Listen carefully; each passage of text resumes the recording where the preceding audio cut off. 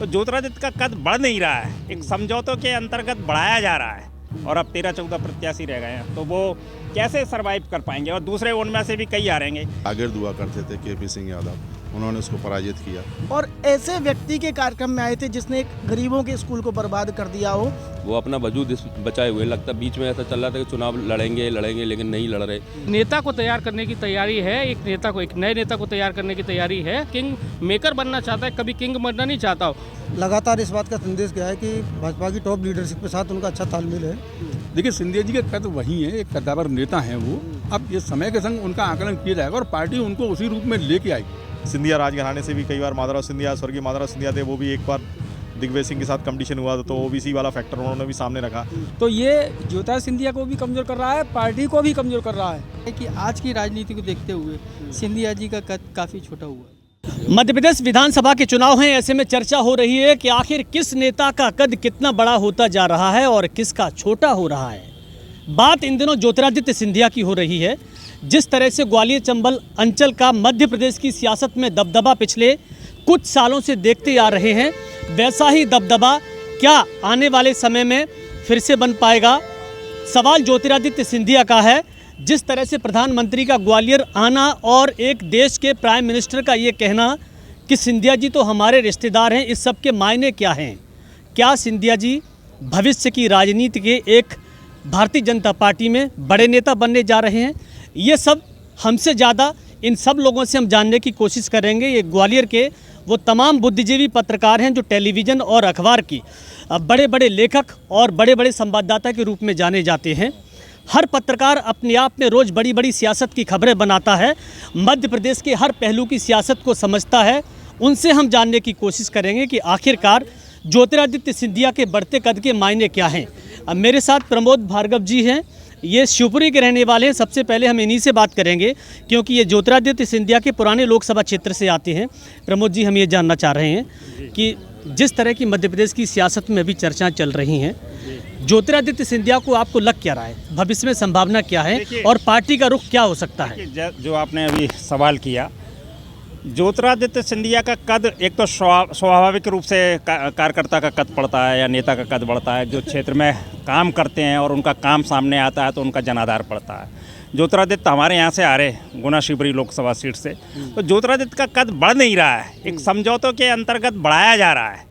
तो बढ़ाए हुए लोग, जैसे झाड़ के चने के झाड़ पे बैठाए हुए लोग कितना राजनीतिक परिदृश्य को संभाल पाएंगे और कितने अच्छे परिणाम दे पाएंगे जो जनहितकारी हों, वो तो उनको आने के बाद सामने आने के बाद पता चलेगा। ज्योतिरादित्य यदि वाकई में उन्होंने बुनियादी जनता से जुड़े होते तो गुना शिवपुरी से उनको हारने की ज़रूरत नहीं पड़ती। और हम करें कि प्रधानमंत्री जी तो बहुत चतुर हैं और बहुत समझदार हैं, उनका तो कोई मुकाबला ही नहीं कर सकता कि वो क्या कह रहे हैं, उसके अर्थ क्या है, वो तत्काल समझ में नहीं आ सकते। उनको समझने के लिए तो वो परिणाम जब उसका निकले तब समझ में आएगा। अब ज्योतिरादित्य सिंधिया की यदि हम बात करें तो पहले यहाँ उनके 22 प्रत्याशी थे और अब 13-14 प्रत्याशी रह गए हैं, तो वो कैसे सरवाइव कर पाएंगे। और दूसरे उनमें से भी कई आ रहेंगे। ज्योतिरादित्य सिंधिया, माधवराव सिंधिया और उनकी बुआ यशोधरा राजे सिंधिया, ये लोग क्या है कि नीचे की जो एक पीढ़ी तैयार करने की, जैसे एक घर में 4 भाई होते हैं तो उनका एक क्रम होता है, तो उस पीढ़ी को तैयार करने में असफल रहे हैं। इस कारण इनका वर्चस्व बढ़ा नहीं है बल्कि घटा है। और मैं आपके पास आऊँगा, प्रमोद जी आपके पास आऊँगा, मैं इधर भी बात कर लेता हूँ।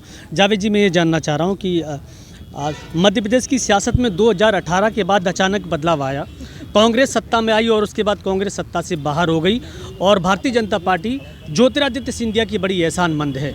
इस सब के मायने आप क्या समझ रहे हैं अभी? ये 2018 और 2020 के चुनाव के बाद जो परिस्थितियां बदली हैं, अब 2023 में सीन वो नहीं है, सीन बदला हुआ है। और जो 18 में परिस्थितियां थी वो 20 में नहीं थी, आपने देखा। और 20 के बाद भले ही ज्योतिरादित्य सिंधिया अपने आप में को स्थापित करने में सफल हुए हैं और भारतीय जनता पार्टी में उन्होंने अपनी एक पैठ बनाई है, सत्ता और संगठन के बीच में भी उनका वर्चस्व बढ़ा है। लेकिन बताना चाहूँगा कि जनाधार, और जो आप बात कर रहे थे कद बढ़ने वाली बात, तो जनाधार और कद बढ़ने में बहुत अंतर है। जनाधार के आधार पर बात की जाए तो जैसा कि प्रमोद जी ने बताया, जो उनका जनाधार शिवपुरी और गुना में था वो जनाधार अब नहीं रहा। और उनके जो शागिर्द हुआ करते थे केपी सिंह यादव, उन्होंने उसको पराजित किया। तो इस तरह से देखा जा सकता है कि लगातार कद बढ़ने वाली बात तो केवल पार्टी लेवल पर हो रही है, संगठन स्तर पर हो रही है। जैसे कि प्रधानमंत्री नरेंद्र मोदी ग्वालियर यात्रा के दौरान अपना दामाद बता रहे हैं और उनका कद बढ़ाने की कोशिश की जा रही है, लेकिन जनता है, जैसे कहा जाता है कि पब्लिक है, पब्लिक सब कुछ जानती है, तो वो आने वाले चुनाव में जावेद जी, मैं समझ गया आपकी बात को। मैं सभी पत्रकारों से बात करूंगा, जरा इधर बुद्धिजीवी वर्ग अधिवक्ता भी, मैं इनसे भी बात कर लेता हूँ। सियासत तो आप समझते होंगे, वकील हैं, तो सियासत में खेल क्या चल रहा है? सियासत में मैं ये कहूँ कि अभी माननीय प्रधानमंत्री जी आए थे एक स्कूल के मतलब एक फंक्शन में, एक स्कूल को आबाद करने के लिए, और ऐसे व्यक्ति के कार्यक्रम में आए थे जिसने एक गरीबों के स्कूल को बर्बाद कर दिया हो। विक्टोरिया इंटर कॉलेजिएट, जिसको हम अंग्रेज़ों के ज़माने का स्कूल बोला करते थे, वर्तमान में हरिदर्शन स्कूल, जहाँ पर बच्चों के खेल का जो मैदान था आज वाटिकाओं में तब्दील हो गया। तो क्या ऐसे माफिया गिरी के लोगों के लिए क्या ऐसे शब्द इस्तेमाल ना करूं, या सत्ता में ऐसे लोगों के रहना जायज़ है कि जो बच्चों के खेल के मैदान को ही वाटिकाओं में तब्दील कर दें? बिल्कुल, मैं समझ गया। आप आरोप लगा रहे हैं कि कहीं ना कहीं जो काम करना चाहिए उनके नहीं, आप सही कह रहे हैं, तो हम भी आपकी बात को सुन ही रहे हैं ना। मैं आशीष साहब से ये जानना चाह रहा हूँ कि ज्योतिरादित्य सिंधिया को लेकर आपकी अपनी क्या राय है मध्य प्रदेश की सियासत में? ये तो आने वाला समय ही बताएगा क्योंकि कौन कितना कद पा रहा है और कितना पद नहीं पा रहा है। बस दो बातें कहूँगा कि पास खड़े हुए भव्य महल हैं, आसमान को छूने वाले, और पली बगल में झोंपड़ी जिनके छप्पर छूने वाले। इस चीज़ को ध्यान देना आवश्यक है। कोई भी पार्टी हो, उनको वो घर भी देख रहे हैं जिनके छप्पर छू रहे हैं, टपक रहे हैं, महलों की अपेक्षा उनका चिंतन करना आवश्यक है। हाँ बिल्कुल, देखिए चिंतन करना आवश्यक है। इनका कहना है कि घर भी देखें, महल भी देखें। विनोद शर्मा है, मैं इनसे जान लेता हूँ। विनोद जी, मैं ये जानना चाह रहा हूँ कि आप भी लगातार तमाम कवरेज करते रहते हैं सिंधिया जी के साथ अक्सर। ज्योतिरादित्य सिंधिया का जो संकेत मिल रहा है भारतीय जनता पार्टी में, वो रास्ता कहाँ जा रहा है? देखिए, प्रधानमंत्री जी जब ग्वालियर आए थे सिंधिया स्कूल कार्यक्रम में, तो उन्होंने जो बातें कही, उनका मायना बाद में क्या होगा नहीं होगा ये तो बात अलग है, लेकिन अभी मध्य प्रदेश में कोई सीएम चेहरा नहीं है बीजेपी पे।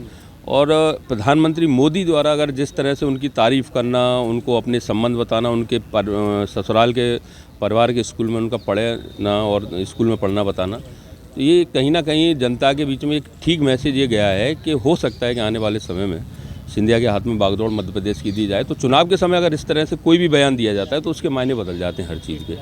रही सिंधिया जी की बात, तो सिंधिया जी चुनाव नहीं लड़ रहे हैं, वो अपना वजूद बचाए हुए। लगता बीच में ऐसा चल रहा था कि चुनाव लड़ेंगे लेकिन नहीं लड़ रहे। तो कहीं ना कहीं सिंधिया जी को सेफ रखा जा रहा है और उनको एक स्टार प्रचारक के रूप में उपयोग करेंगे, क्योंकि कांग्रेस ने 2018 में जिस तरह से सिंधिया ने पूरे चंबल अंचल में एक अच्छी जीत दिलाई थी, अब वो स्थिति रहे ना रहे, क्योंकि कई प्रत्याशी ऐसे हैं, सबको मालूम है उनके हारेंगे, कईयों के टिकट कटे और सब होगा।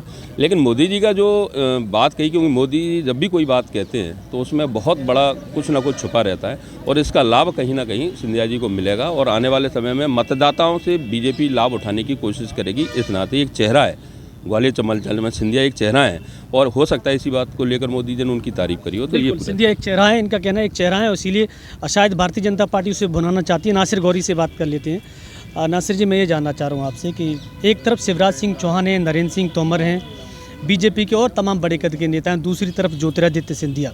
कभी राजनीति में ये संभव हुआ है कि प्रधानमंत्री आके ये कहें कि ये तो मेरे रिश्तेदार हैं, इसके मायने बाकी और नेताओं पे क्या पड़ने वाले हैं? देखिए, इसलिए पड़ने वाले हैं कि अगर देखा जाए तो मध्य प्रदेश में बीजेपी के पास ऐसा कोई नेता नहीं है जो भीड़ को इकट्ठा कर सके शिवराज के छोड़ के।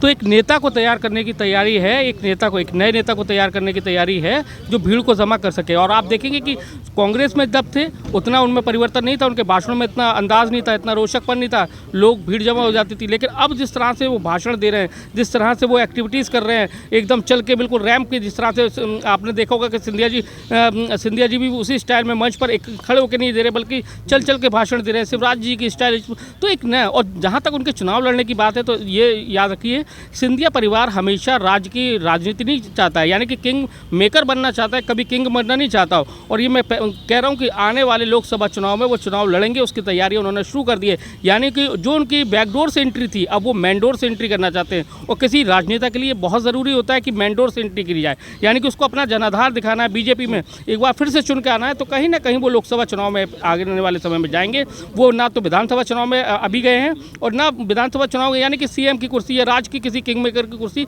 किंग की कुर्सी पसंद करेंगे। वो एक बार फिर से चुनाव में जाएंगे, जनता से जुड़कर आएंगे, चुनकर आएंगे और अपना जनाधार बताएंगे बीजेपी में। और बीजेपी को ऐसे ही नेता की तलाश है, इसलिए वो भीड़ वाले या जो भीड़ को बांधे रखे ऐसे ग्लैमर वाला नेता भारतीय जनता पार्टी को चाहिए। देवश्री जी से बात कर लेते हैं। वरिष्ठ पत्रकार हैं, ग्वालियर के सालों से लिखते चले आ रहे हैं। देवश्री जी, मैं ये जानना चाह रहा हूँ कि जिस तरह की चर्चा हो रही है, कोई कह रहा है कि लोकसभा लड़ेंगी, कोई कह रहा है कि उनका जनाधार कम होता जा रहा है, आपको क्या लग रहा है? भारतीय जनता पार्टी में कभी आपने अपनी याददाश्त में देखा है कि किसी एक नेता की इतनी तारीफ करना, वो भी बराबर के समकालीन नेताओं के सामने? नहीं, बिल्कुल ये तो पहली घटना है, क्योंकि व्यक्तिगत तौर पर प्रधानमंत्री द्वारा और ख़ास तौर पर नरेंद्र मोदी जैसे प्रधानमंत्री द्वारा अगर किसी राजनेता की तारीफ़ की जाती है और वो भी पार्टी में थोड़े समय पहले आए हैं, तो इसके सिर्फ राजनीतिक नहीं और भी मायने निकलते हैं। और मायना ये भी निकलता है कि वो मध्य प्रदेश की राजनीति में आज की तारीख में अगर हम देखेंगे तो वो एकमात्र भारतीय जनता पार्टी की तरफ से राष्ट्रीय नेता के रूप में उभरे। एकमात्र मैं इसलिए कह रहा हूँ कि उनको छोड़कर बाकी जितने भी राष्ट्रीय नेता थे वो सब विधानसभा के प्रत्याशी भी हैं। तो विधानसभा के प्रत्याशी के साथ आपको ये भी लिखना पड़ता है कि केंद्रीय मंत्री और विधानसभा के प्रत्याशी, तो वो आपको जो है एक उनके कद को जो है इंगित करता है। तो ज्योतिरादित्य सिंधिया, जैसा कि पहले भी कहा रहा था, अटकलें मीडिया में भी लग रही थी और मैं लगातार ये कह रहा था कि ज्योतिरादित्य सिंधिया विधानसभा का चुनाव नहीं लड़ेंगे। आपके चैनल पर ही आपने ही मुझसे पूछा था और मैंने ये कहा भी था। उसका कारण यही था कि मुझे ये पहले से आभास हो रहा था कि ज्योतिरादित्य सिंधिया को पार्टी हाईकमान अब बॉटम से ऊपर टॉप पे ले जाने की तैयारी में कर रही है। और 2000, जैसा कि नासिर गौरी ने कहा कि अब जो 2024 के बाद 24 में जो बैटल होने वाला है उसमें वो सबसे बड़े नेता के रूप में रहेंगे। अब दिशा निर्देश ये देखने का है कि चुनाव परिणाम कैसे आते हैं, क्योंकि सब कुछ अपने हाथ में नहीं होता है, परिणाम बहुत कुछ डिसाइड करते हैं। तो विधानसभा के चुनाव परिणाम अगर अनुकूल आते हैं, ज्योतिरादित्य सिंधिया अपने समर्थकों को जिताने में कामयाब हो जाते हैं, तो निश्चित तौर पर वो एक राष्ट्रीय नेता के रूप में मध्य प्रदेश का नेतृत्व करेंगे। बिल्कुल, देखिए एक बहुत बड़े चैलेंज वाली बात कही है देवश्री जी ने कि अगर वो अपने समर्थकों को जिताने में कामयाब हो जाते हैं तो शायद उनका कद बड़ा हो जाए। बृजमोहन शर्मा जी से बात कर लेते हैं। बृजमोहन जी, हम ये जानना चाह रहे हैं आपसे कि क्या ज्योतिरादित्य सिंधिया के सामने अपनी ही पार्टी में कहीं चुनौती है? जैसा कि देवश्री जी बता रहे थे कि जिता लेते हैं तो। नहीं, चुनौती तो है, क्योंकि वो कांग्रेस छोड़ करके बीजेपी में आए हैं। अब उसके बाद दो बातें ज़्यादा मायना रखती हैं कि यहाँ आने के बाद टॉप लीडरशिप से उनकी कनेक्टिविटी कैसी है और नीचे कार्यकर्ताओं के साथ उनका संवाद या संबंध किस तरह का है। इन दोनों ही चीज़ों की चुनाव में परीक्षा होने वाली है। टॉप लीडरशिप के साथ जहाँ तक उनके संबंधों की बात है, तालमेल की बात है, तो अभी पिछले दिनों प्रधानमंत्री के आने से पहले गृह मंत्री अमित शाह जी के आने तक लगातार इस बात का संदेश गया है कि भाजपा की टॉप लीडरशिप के साथ उनका अच्छा तालमेल है, वहाँ समन्वय अच्छा है। और अब टिकट को लेकर के जहाँ तक जो जिस तरह की सूचियाँ लास्ट में दोनों सूचियों में जो नाम आए हैं, तो अधिकांश समर्थकों को वो अपने टिकट दिलाने में भी कामयाब हुए हैं। अब आने वाले समय में उनका कद क्या रहेगा, इसके लिए कुछ समय इंतजार करना इसलिए ज़रूरी है कि चुनाव का जो वो दौर है जिसमें कई लोग इधर से उधर कलाबाजियाँ खाएंगे।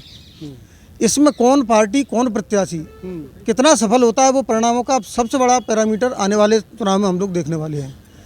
तो अभी किसी भी नेता या किसी भी प्रत्याशी, किसी भी पार्टी को सफल या असफल इसके कहने का आकलन करना मुझे लगता है कि जल्दबाजी होगी। बिल्कुल, मैं आपसे ये जानना चाह रहा हूँ, अन्नू आप आए अभी जुड़े हैं, सिंधिया जी को लेकर जिस तरह की राजनीति इस समय देखी जा रही है, जनता भी लगातार चर्चा कर रही है कि आखिर भारतीय जनता पार्टी ने किस रूप में आगे देख रही है।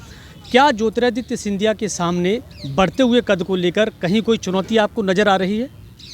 देखिए, पहले तो ये है कि हमारी भावनाएं, आम आदमी की भावनाएं, वो थोड़े से क्या है कि एक्शन, पार्टी की एक्शन से बदलती हैं। जैसे पहले प्रदेश चुनाव प्रबंधन समिति का गठन हुआ, उसमें सिंधिया जी को बाहर रखा गया। फिर प्रचार समिति का गठन हुआ, उसमें बाहर रखा गया। तो लोगों ने कहना शुरू कर दिया कि साहब उनका जो है बहुत कद नीचे हो गया है और पार्टी उनको गिन नहीं रही है, फलाने ऊपर जा रहे हैं, दिखाने नीचे जा रहे हैं। इसके बाद अचानक उनके समर्थकों की टिकट की संख्या बढ़ी, उधर मोदी जी ने तारीफ करी, तो उसको लेकर चर्चा शुरू हुई, कद बढ़ रहा है। देखिए, सिंधिया जी के कद वही है, एक कद्दावर नेता हैं वो। अब ये समय के संग उनका आकलन किया जाएगा और पार्टी उनको उसी रूप में लेके आएगी। क्योंकि ग्वालियर चंबल अंचल में आप देखिए कि जब फेरबदल हुआ तो उसके बाद में दोनों ही पार्टियों पर चेहरों का अभाव हो गया। आपने देखा होगा कि कांग्रेस की दूसरी सूची आई या भाजपा की 5वीं सूची आई, तो उसमें आपको जिस तरह के प्रत्याशी उतरते आपने देखे तो आपको ये लगा कि पार्टी में, दोनों पार्टियों में चेहरों का अभाव था। अदला बदली के चलते, क्योंकि जो समर्थक कांग्रेस के इनके संग आ गए थे तो कांग्रेस की सीटों पर खाली हो गया था मामला। इधर यहाँ से चले गए थे वापस नाराजगी के कारण। तो आप ये मान के चलिए कि निश्चित रूप से कहीं ना कहीं वो जब पार्टी करके आए और बड़े नेता से चर्चा करके पार्टी इतनी बड़ी रिस्क लिए बदलने की, तो कहीं ना कहीं वो अपनी जगह तो पार्टी में बनाएंगे और पार्टी जिन शर्तों पर लेके आई उनकी पूर्ति भी करेगी।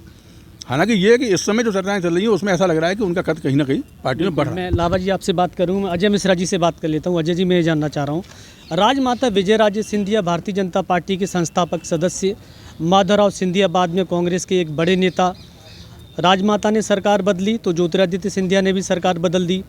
इस सब के मायने क्या ये माना जाए कि ग्वालियर का दबदबा राजनीति में केवल सिंधिया परिवार की वजह से है? नहीं, ऐसा नहीं है।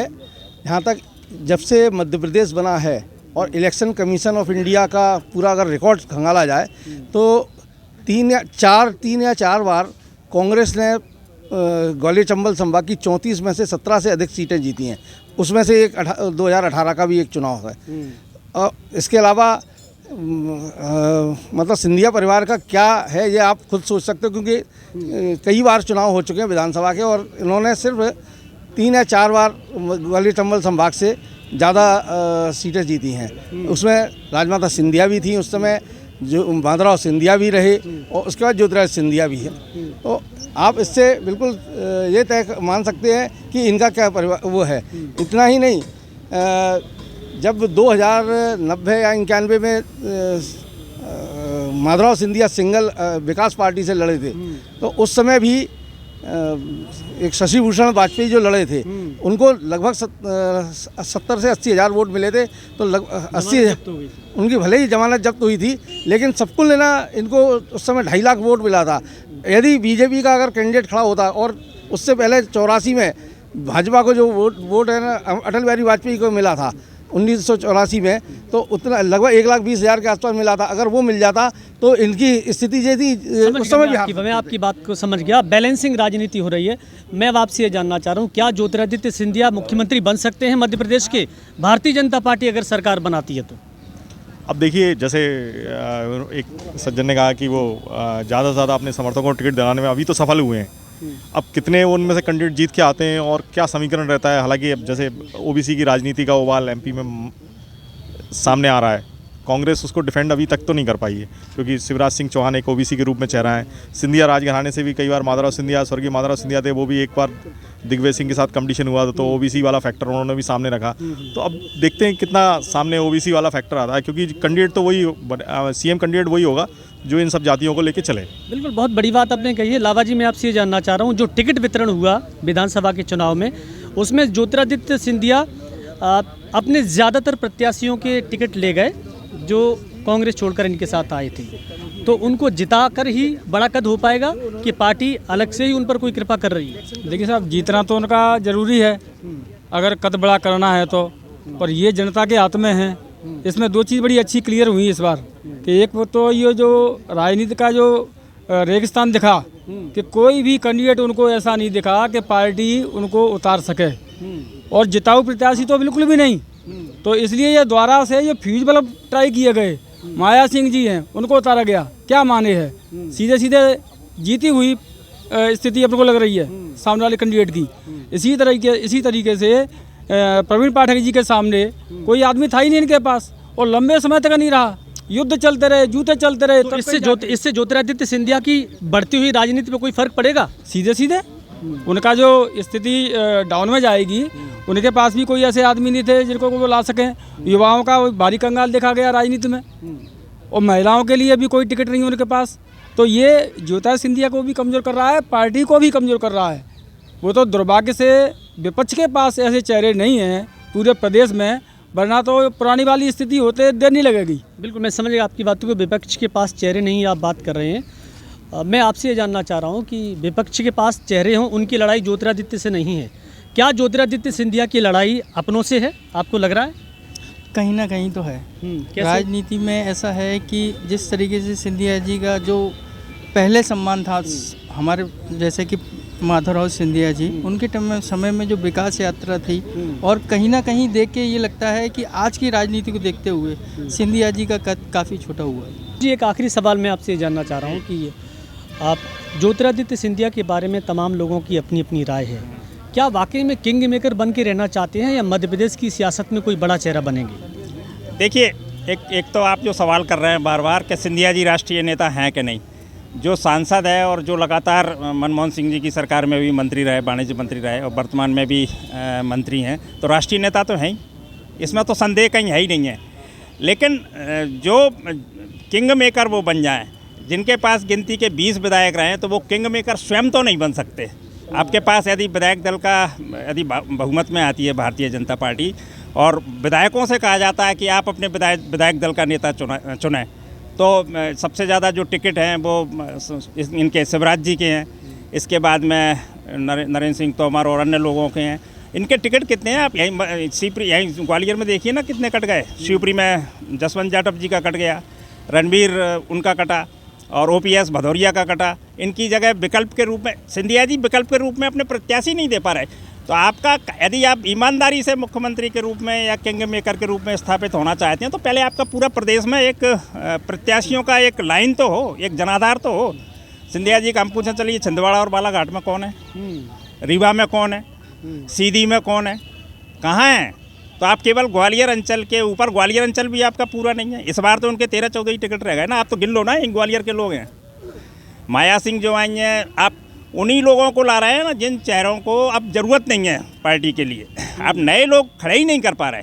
अब सिंधिया जी जब आए थे, माधवराव सिंधिया जब आए थे कांग्रेस में, और जब उनको टिकट की जिम्मेदारी दी गई थी, तो नए चेहरे उतारे थे।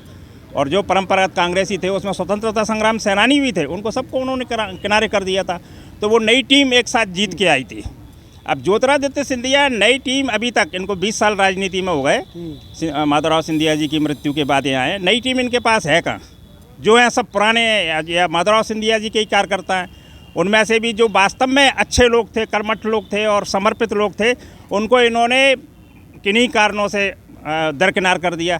तो नए लोग तो नहीं खड़े कर। आज सीपरी में जब सुरेश राठखेड़ा जी का नाम काटने की वो चली, तो विकल्प रूप में दूसरा नाम ही नहीं था, सर्वे में उनका नाम आ नहीं रहा था। बिल्कुल, मैं समझ गया। करेरा में जसवंत जाटव को हार गए चुनाव, दूसरा उनके पास नाम ही नहीं है लिस्ट में देने के लिए। तो ऐसे राजनीति चलती है क्या? अब हम ऊपर से थोपने की बात अलग है कि आप थोप के किसी को भी बहुत बड़ी आपने बात कही है कि थोपने की बात अलग है। भारतीय जनता पार्टी में अक्सर ये होता रहा है कि जब जब केंद्रीय नेतृत्व को ये लगा कि मुख्यमंत्री किसे बनाना है, तो केंद्र से एक चिट्ठी आती है और वही चिट्ठी राज्य में लागू कर दी जाती है। रहा सवाल विधायक दल का नेता चुनने का, तो ये तो जनता फैसला करेगी कि ज्योतिरादित्य सिंधिया जिस रफ्तार से आगे बढ़ रहे हैं, क्या वो रफ्तार उन्हें ऊपर की कुर्सी तक ले जाएगी या फिर वो किंग मेकर ही बन के रहना चाहते हैं। Vinod Sharma, news state, Gwalior.